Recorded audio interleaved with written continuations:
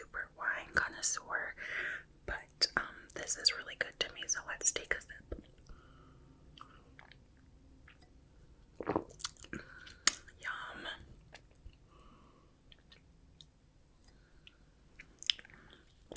Super good.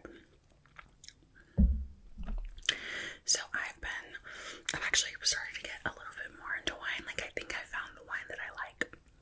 But, we're still getting somewhere. And for home, I just like to have one of these on deck just in case I'm feeling a little bit of wine. Okay, so what I've been watching. The first thing we'll start off with is the Pitt season 2. So in my last What I've Been Watching video, I talked about season 1 because I had binged that one at that time. But now season 2 has fully come out, and I was able to watch it. I was able to binge like the first few episodes, but then I had to wait, so it's not the same experience, but that's okay. Overall, oh, and I have notes here so I can know what I'm talking about. Overall, I thought season 2 was good. I will say, I don't know if it's maybe just the excitement or the way I was watching the first season, but this one didn't hit as hard as season 1. And I think a lot of people feel that way too, but that's not to say I didn't enjoy it. Obviously, The Pitt is a really well-made show. It's just this one, I don't know, it didn't hit the same, but obviously I still love The Pitt. I will watch season 3. I will watch season 4. I will watch until, they keep going. One thing to note about this season, I guess in case you've never seen The Pitt, it is a medical TV show, and what's interesting about this one is that it is, it's all in one shift, right? So there's 15 episodes, 15 hours of their shift, and each episode is a different hour. So, at the end of the season, you've watched a whole show, but they've worked one day. So it's like, whoa, it kind of helps you get into that mindset of these people are exhausted. They're, all of these things, right? But that's like the premise of the show. I will say for season 2, there wasn't any big crisis like how in season 1 you had the Pitt Fest shooting, which was like an arc that lasted a few episodes, and it was very oh my god, what do we do? Very drama, very bloody, intense, and all that. They didn't have that in season 2, which to me is fine because I feel like if they have one every season, it almost gives it unrealistic vibes. So that was okay. I guess the moral of season 2 was that all of these people, all the doctors and everything, were really going through it. Obviously you have Dr. Robbie, who was really, really going through it, and at the end of the season, spoiler alert, I don't know what's been out, you see that he's struggling with suicidal thoughts and all of these things. He's truly going through it. He's truly burnt out. You have Mel King, who was worried about her deposition and then losing her identity as a caregiver when she realizes her sister is living life without her. You have Moanne, poor Moanne, she was really suffering at the end, and I like the costume department and everything because they really show it on their faces. The makeup, it's these people are exhausted, with her mother and what does she want to do and all of these things. You have Dr. Hashimi, which is the new attending, her seizures, wanting to prove herself, all of those things. Of course, you have the continuation of the storyline between Dr. Santos and Dr. Langdon. Regardless of how you feel about Dr. Santos, I don't know, that was her issue, right? Is that Dr. Langdon we got to come back essentially with no consequences, really. I mean, he does have to do that program, which is, pretty strict program, but he didn't get in trouble for stealing the drugs, which I think was her issue. And I think ultimately her issue is that she probably has like trauma from her childhood where people didn't get what they deserved. It essentially, she never got justice for what happened to her, if you like read between the lines. So their whole beef, and then obviously Dr. Langdon is just trying to come back and do his job, and he's not sure, and his mentor Robbie is like ignoring him. Dana, she's like worried about everybody, especially Robbie, because she knows that this isn't, he's not how he usually is. And then her student nurse is getting attacked. And then Whitaker, I forget, like, I feel like he wasn't really going through anything, but he was like teaching, and then of course like getting lectured by Robbie about his out of work activities and his friendship with Santos and stuff like that. So, everyone had something going on, and I think that was like the crux of the season, is like, these are healthcare workers, they're burnt out, they're all going through their own issues, it's hard out there. Overall, like, I thought the cases were pretty good, but like the medical cases they were working on, I just will say that they weren't as memorable to me. And I don't know, once again, I don't know if it's just because it was the first season, I was so into it, or if it's just because they weren't as memorable. I don't know, but like, I can list a few storylines in the first season, as far as like the patients go. In season 2, I cannot tell you half as many, so that's one thing. But yeah, ultimately I will still watch the Pitt. I love the Pitt.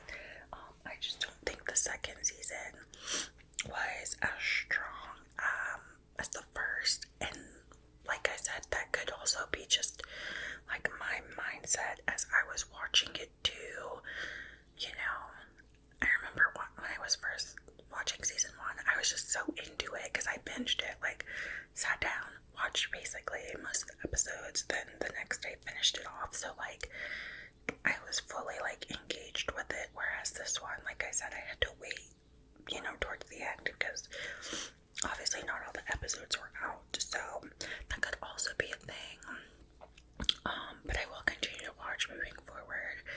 I know a lot of people are sad about Dr. Mohan not being on season 3, but the way they explain it is that it is a teaching hospital, so in just reality, these doctors are moving on, getting new opportunities, accepting jobs and stuff, so not everyone's gonna stick around. And I think they said eventually, like, pretty much everybody's gonna be gone, except obviously like those who have official positions there at the hospital. So, but anyways, like I said, I enjoyed season 2, and I'm excited for what comes next.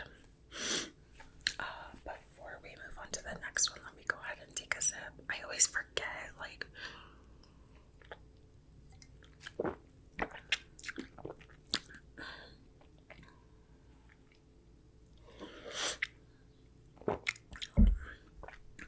okay, so this next show is something that, and the Pitt is on HBO Max if you wanted to, like, stream it or something. So this next show, I had kind of heard about it, like, on TikTok and stuff. That's usually where I find new shows to watch. I see something about it. But I don't know, I never, like, paid much attention. And then I was scrolling through Hulu, and I saw it, and I was like, you know what? Let's just see what it's about. And that is Rivals. Rivals. It is on Hulu or Disney Plus, Hulu, whatever. And so basically this show is it's a British show, so it's all in, England or whatever, the UK, and it's about, I guess, like, the main storyline is about this TV production company in the UK, and like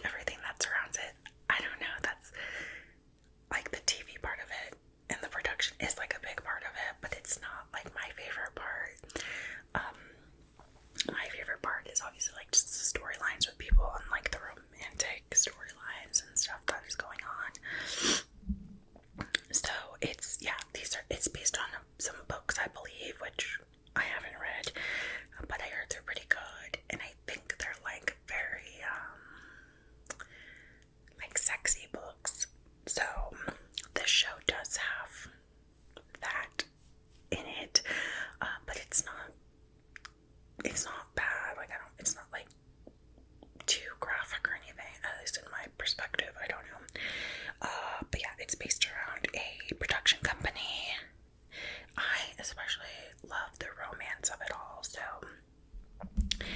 there is like the main story, like couple that you would ship, I guess, is gonna be, his name is Rupert Campbell Black, and the girl's name is Taggy O'Hara, and basically he's like this playboy, right? Like, he's an older man, so there's an age gap dynamic in it too. She's 20 years old, so she's obviously of age and everything. It's nothing too crazy, but he is like an older man. I think he's the age of her father, so that's, for some people that would be an issue. But the point is like, he's very like, he's like a playboy, right? I think he used to do in the show, he was like a horse show person. I don't know what those are called, but he was like really good at that. I think he won like medal, like Olympics and stuff. Couldn't tell you. But so that he exists, and like, he's a womanizer, all of this stuff. And then you have Taggy, and she's 20 years old, and she's just more of like a sweet girl. I wouldn't say she's naive, because she's not, but I think she's just like innocent. Like, she's just sweet and innocent. Obviously, he's a different level because he's been doing this for so long. But anyways, he becomes like very like enamored with her. However, at first she's like, "You're disgusting," like, because he's doing too much. And she knows who he is or whatever. And the way she's like first introduced to him is he's playing tennis naked with some woman who isn't his wife. She's actually married to somebody else. So already off the bat, she's like, what the heck? Like, this guy's like, not good news. But eventually she starts to develop feelings for him. However, at that point, her dad has already told him, like, don't get near her. Like, she's my daughter, basically.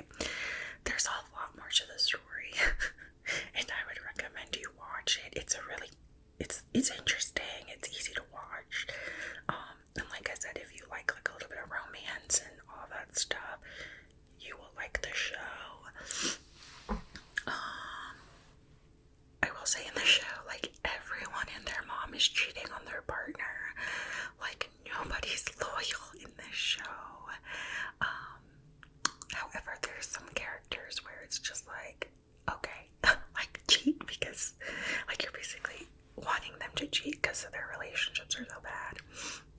But like I said, it's a cute show. It's interesting, and I really liked it. And I especially liked that dynamic between the two main characters, because it's more just looks and like stuff like that, because they don't do anything. They never do anything.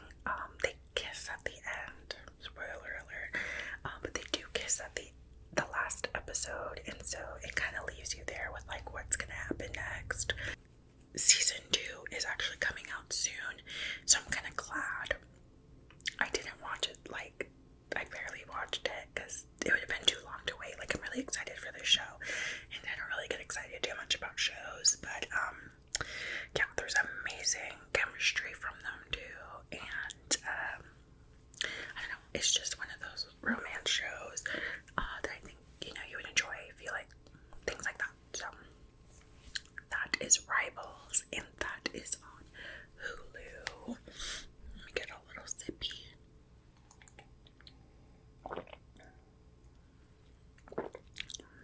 Okay. So the next show is gonna be Suits, and Suits is on Netflix, and it's basically just like it's about lawyers. I'm actually not too far in the show, so I couldn't really tell you. I don't have a lot to say about it, but I am watching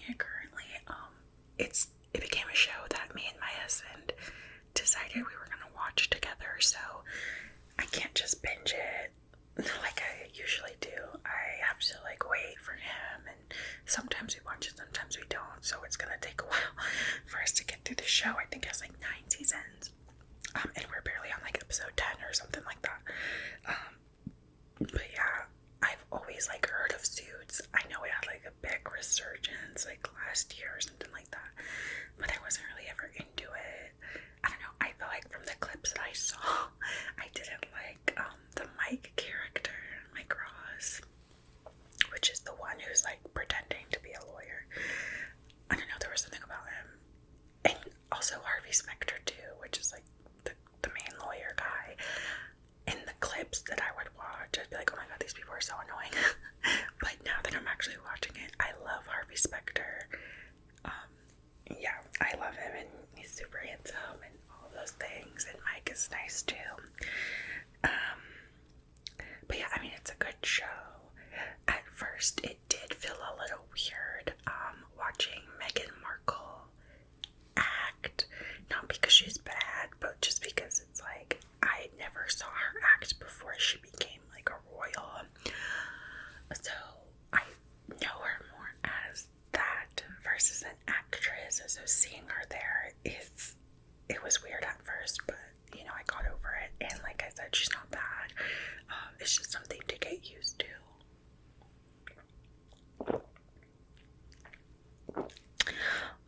But yeah, that's pretty much it on that. I am excited to see what happens in the future, because I have gotten a little bit of like spoilers on TikTok. Nothing too crazy, but I'm just excited to see how it goes forward. Because I mean, the main conflict right now is that Mike Ross is trying to hide that he's not a real lawyer, like he never went to Harvard or whatever. So I don't know, I don't think they'll draw that out for 9 seasons. So I want to see what else is gonna happen. But the cases and stuff are interesting.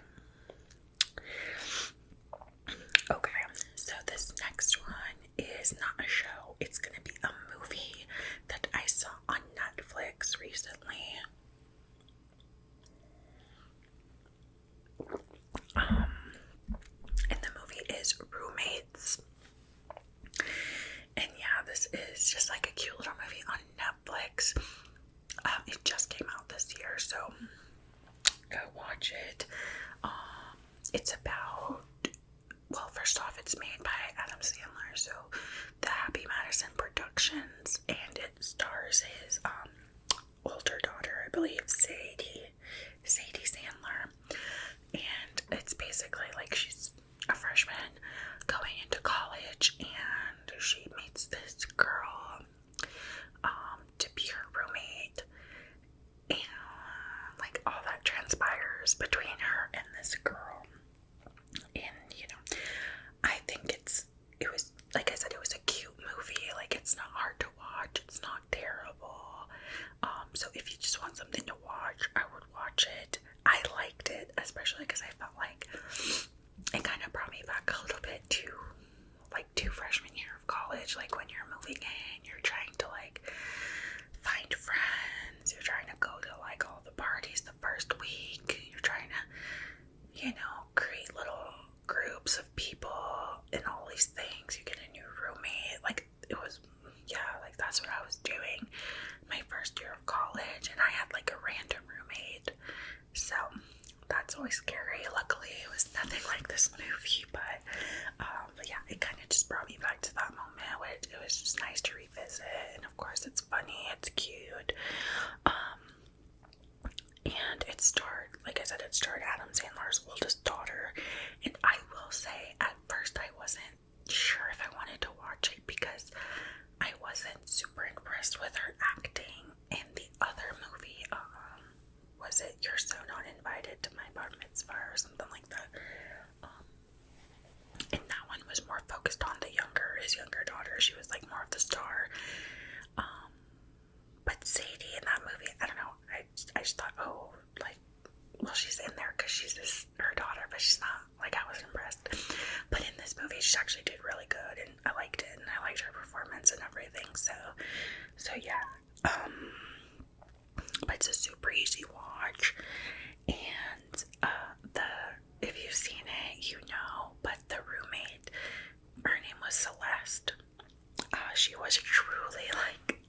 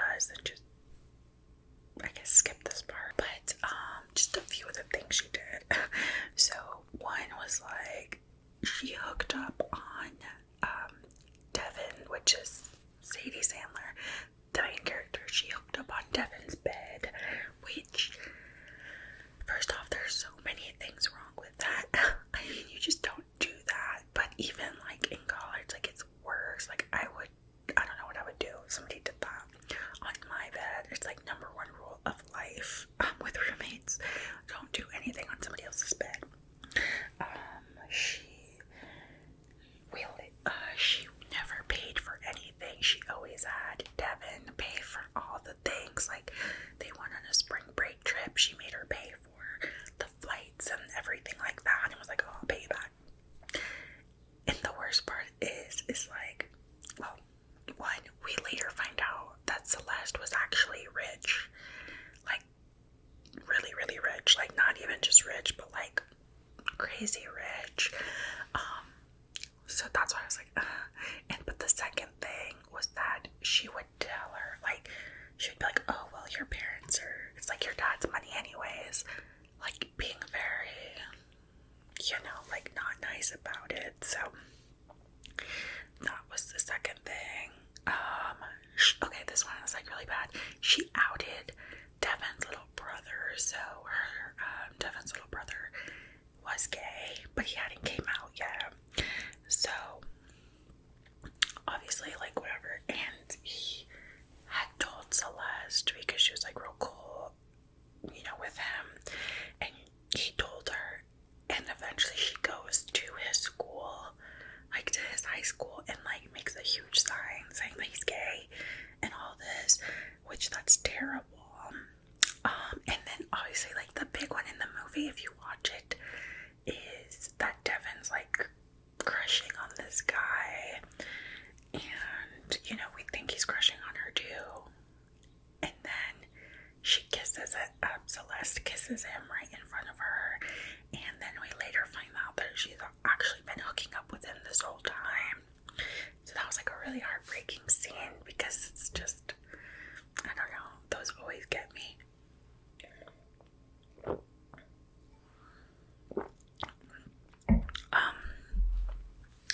And it's not like I've ever had a friend do that to me, because I haven't, but I know what it's like to like really have a crush on somebody, and then you just find out, and you think maybe they like me too, but then you find out that there was somebody else.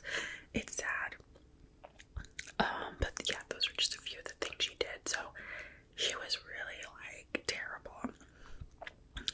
And if you saw the ending, it was just like, it was funny, but it did feel like a little outlandish, because Devin went to jail.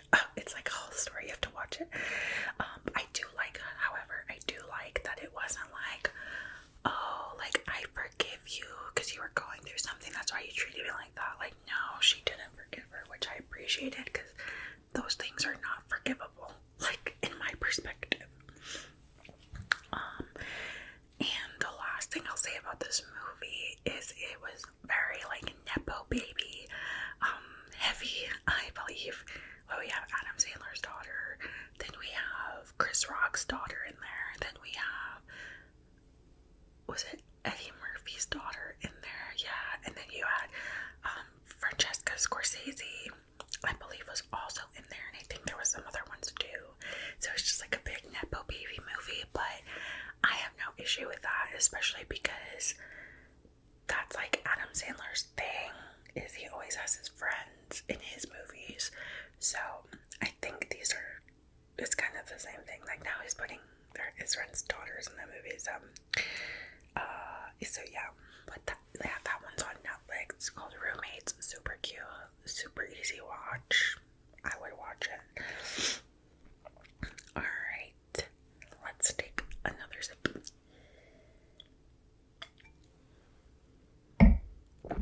Okay, so this next one is another show, and it's on Netflix, and it's called Running Point, and this is like a newer show. It just came out with its season 2, so I watched that as well, and you've probably seen it everywhere, because it stars Kate Hudson and Brenda Song, like, they're like the main characters. It's about a basketball team. Like, Kate Hudson has to step up and become the president of the team, because her brother, who was the president, is like a drug addict and all these things. So, like, she steps up to become the president, and she's actually doing like a really, great job, and Brenda Song is like the chief of staff or something like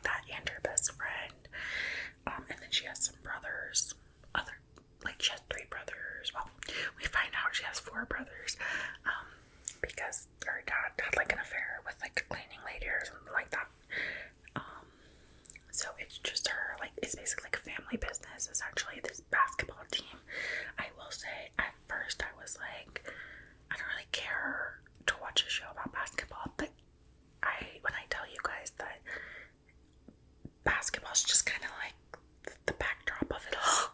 Like, it's really, there's hardly any basketball shown, to be honest.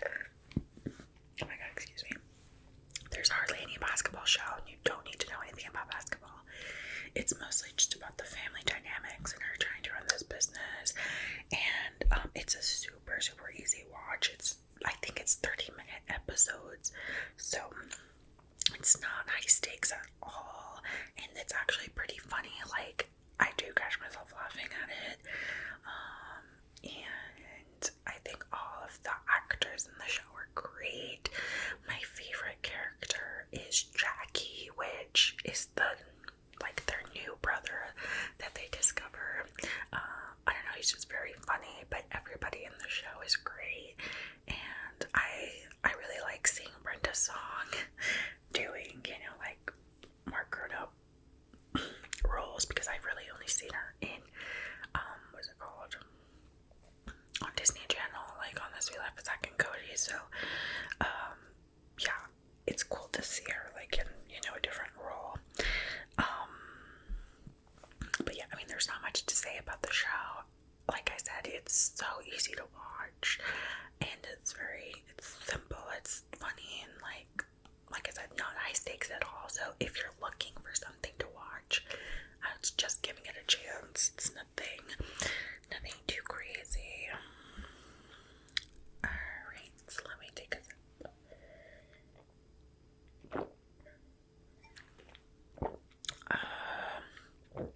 I'm actually gonna get done with this one, I think. The class. Alright, this next one is also on Netflix. I don't know where it premiered or anything, because it's actually like a bit of an older show. It's called 11/22/63, which is, if you were like a history buff, is the day that JFK was assassinated. So the show, basically the synopsis of the show is, it's about this guy who goes back in time to stop the assassination of JFK. That's like the big picture of it all. Basically, his friend owns a diner, and the diner in one of the closets is like a portal, right? So if you go into the portal, it transports you back to like 1960. So not necessarily 19 like the day of or anything, but it transports you to 1960. So his friend has been trying to go back and stop the killing, stop the assassination, but he's never been able to get to it. Like, he's never been able to do it. But he's dying of cancer, so he's like, basically, I choose you to do it. And the you I'm talking about is James Franco, so he's the star of the show. And he's like, I have all this research, like, I have everything set up for you, basically. Just go back to 1960, survive, like, live until that day, and stop Lee Harvey Oswald from killing JFK. So, which, to do that, you obviously kill Lee Harvey Oswald. There's like more to it than that, but that's like the whole idea. So he goes back and he's like living his life, whatever, and he goes through other little situations that kind of make his task like a little bit impossible, but it's good. I enjoyed it and I binged it. It's a limited series. I think it's 10 episodes, like 45 minutes. So I did watch it in one day. I think what put me onto the show was I saw a TikTok edit of it, because there is like a romance in there, obviously. So I think I saw an edit of that couple, of the main couple, and I was like, oh, this looks cute, not really knowing what it was about, but it was still good regardless.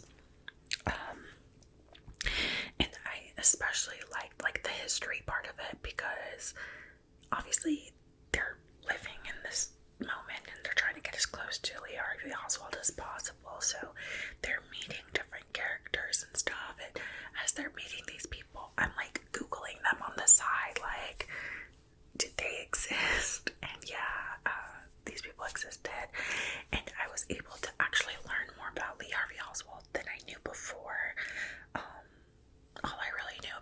was that he killed him. Like, that was it. So you do get to learn a lot more about him and like what he was doing and all that stuff to prepare for that, and how he kind of got there a little bit. You don't really fully know why he did it, but I mean, I think that's just one of those mysteries. But yeah, the romance, obviously that's different from like the main point of the show, but it was really cute, and at the end it did have me crying because he has to go back to the future and like she can't come or whatever. If you watch it, you'll understand. But yeah, it ended really sweet, and that made me cry about it. So, and yeah, James Franco was the star, and I hadn't really seen him in anything for so long. And honestly, I don't really remember watching anything where he was like the lead. Maybe I'm just not remembering correctly, but it was nice to see him lead a show. I know he like had some scandals and stuff. I'm not fully like tuned into what those were about him, but it was good. He was good, and it was cool to see because I'm more familiar, obviously, with Dave Franco just because he's more out there recently, and I could just kind of see the similarities and stuff. So that was nice. But it's a really well done show, and I would recommend it if you're looking for something to watch. Definitely, it's called 11/22/63, and it's on Netflix now. I don't know if they'll remove it or what, but it's there.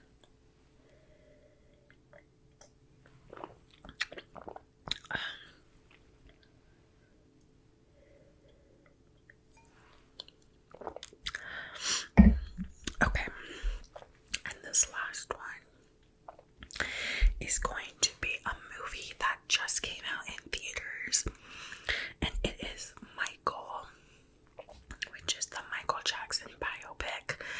And I saw this in theaters with my mom and my sister when I went back to visit home recently, and we went to go watch it because I don't know, we're like fans of Michael Jackson, or at least his music.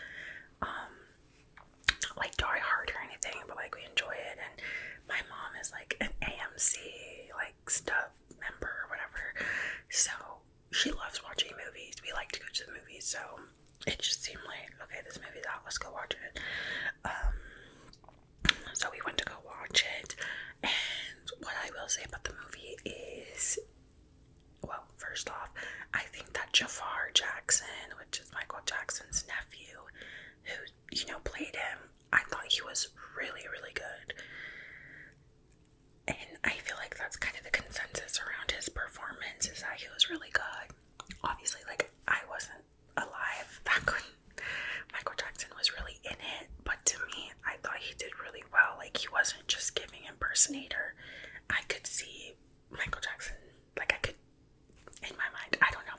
Obviously, I don't have a lot of experience how he was at that time, but I thought he did really well, and maybe that's just because he kind of has that look about him, obviously, because they're related and all of that. But yeah, I thought he did really well. And of course, all of the music performances and sequences were amazing. Like I said, he really embodied it, and it seems like he trained hard for it and all of that stuff. However, the movie itself was just very surface level. Like, it didn't get into anything like too deep. And I know the movie was made by his estate, so that's like his siblings and whatnot. So obviously, you would think they're not going to show some things, which, you know, whatever, like, not all of them show. Not all biopics are that deep, especially if they're made by family and whatnot. But that's not my issue. The issue is that they didn't even go deep in, like, his music, like, his musical ability, or, you know, the genius of his music, because, you know, regardless of everything else that's going on, he really was like a musical genius. He was the best of the best. So it didn't even touch on any of that. It was very, very surface level. And there would be times where they would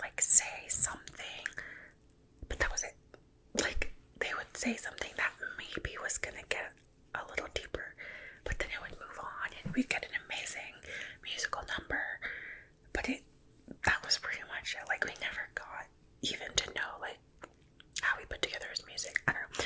That's just how I felt about it. And then the allegations and all of that stuff that came later in his life, we didn't even touch on because the movie ended in 88, I think, and that stuff happened like in the next few years. So yeah, it was weird. Well, when it ended, I was like, wait, that's it? I mean, the movie was like 2 hours, so yeah, that's it. But I was like, oh, okay, does that mean there's a second one? Like, what's going on? It just felt weird. But yeah, I mean, I thought it was good. Like I said, if you enjoy his music and stuff and just want to see something about him, go watch it. Because like I said, the music part of it in those like performances and recreations were really good. But it's not going to tell you something that you don't already know. It's not going to go deep, is what I would say about the movie. So, alright guys, so that was it for this video. I hope you guys enjoyed